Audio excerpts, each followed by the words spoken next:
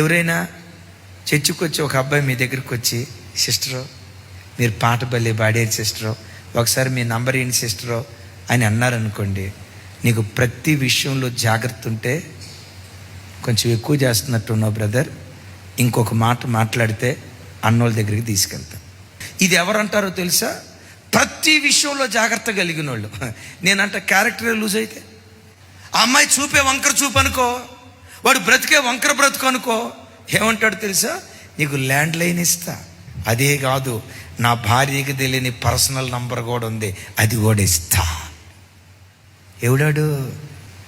ప్రతి విషయంలో జాగ్రత్త లేనోడు.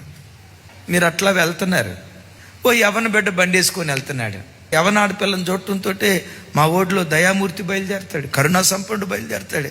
బండి ఆపి, సిస్టరు ఎక్కడి సిస్టరు, మీరు చింతలేగా, నేను కూడా చింతలే వెళ్తా సిస్టరు, మిమ్మల్ని డ్రాప్ చేసి వెళ్తా సిస్టరు, మీ ఇంటికి అంత దూరంలో డ్రాప్ చేస్తా సిస్టరు అని అంటంతో, బ్రదర్ అన్న చాలాసార్లు చెప్పారు, ఎద్దు గాడిద కలిపి పొలం దున్నకూడదు, జనపనారతో ఉన్నితో కలపబడిన వస్త్రాలు తయారు చేయకూడదు.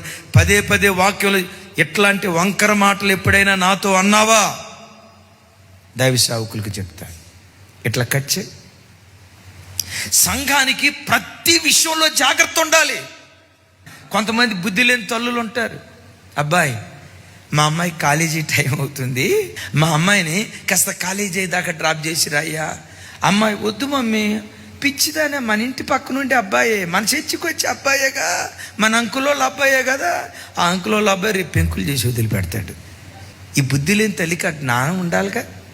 అరే ఆడపిల్లల్ని ఒంటరిగా తల్లి బంధువుల ఇంటికి పంపించడం, చుట్టాల ఇంటికి పంపించడం, పంపించొద్దు అని కాదా, నీ పర్యవేక్షణ లేకుండా నీ గడప దాటి బిడ్డలు ఎక్కడికి వెళ్లకుండా జాగ్రత్తగా కాపాడుకో. సొంత తోబుట్టువుల్ని నమ్మలేని భయంకర దినాల్లో బ్రతుకుతున్నాం. I right? మీకు తెలుసా, మన చెల్లెళ్ళు ఉంటారు, ఎప్పుడైనా చెల్లెల్లో తమ్ముళ్ళకి కానీ చివరికి నాతో సహా ఏదైనా వస్తువు ఇచ్చేటప్పుడు చేతికివ్వరు. అది దైవ సేవకురాలు అనుభవపూర్వకంగా వాళ్ళకి నేర్పిన క్రమశిక్షణ. ఏదైనా వస్తువు ఉంటే ఆడబెడతారు,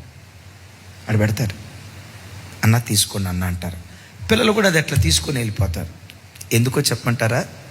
సంఘం ప్రతి విషయంలో జాగ్రత్తగా ఉండాలి. దానిలో సంఘం ఎదగాలి. చివరికి ఎదిగి నువ్వు ఎట్లా మారాలో తెలుసా? యేసయ్య లాంటి దానిగా నువ్వు మారాలి.